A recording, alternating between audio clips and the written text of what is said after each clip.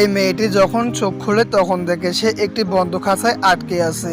আর যখন সেখান থেকে বের হতে চায় তখন সে খাঁচার লোহাগুলো বরফ দিয়ে ভরা ছিল। তার হাত লাগার সাথে সাথে তার হাত লাল হয়ে যায়। মেয়েটি ঠান্ডায় কাঁপতে থাকে। তখন এক অদ্ভুত ভাবে খাঁচাটি খুলে যায়, কিন্তু মেয়েটি সে ঘরে বন্দি ছিল পুরোটাই বরফ আর সব থেকে কম ডিগ্রি সেলসিয়াস দিয়েই ভরা, যা -0 ডিগ্রি হবেই। তো মেয়েটি ঠান্ডা নিতে না পারে জোরে জোরে চিৎকার করে আর সেখানে মারতে থাকে, কিন্তু পুরো ঘরটি লোহা দিয়ে ঘেরা আর আশেপাশে কেউ ছিল না। কিন্তু হঠাৎ করে পেছনের আরো একটি দরজা খুলে যায়। মেয়েটি ভয়ে সে দরজা দিয়ে হাঁটতে থাকে। হঠাৎ করে তার সামনে আরো একটি মহিলা চলে আসে। মেয়েটি তো ভয় পেয়ে যায় আর তাকে বলে আপনি কে। কিন্তু মেয়েটি যখন চোখ খুলে তখন দেখে সে একটি হাসপাতালে শুয়ে আছে আর তাকে একটি নার্স অদ্ভুত ভাবে ইনজেকশন দিচ্ছে। মেয়েটি ইনজেকশন না দিতে চাইলে নার্সটি তাকে থাপ্পড় মারে ইনজেকশন দিয়ে দেয়। মেয়েটি সাথে সাথে অজ্ঞান হয়ে যায়। ডক্টর এই পেশেন্টগুলোর উপর অদ্ভুত ধরনের পরীক্ষা চালায় আর সবাই সব থেকে ভয়ানক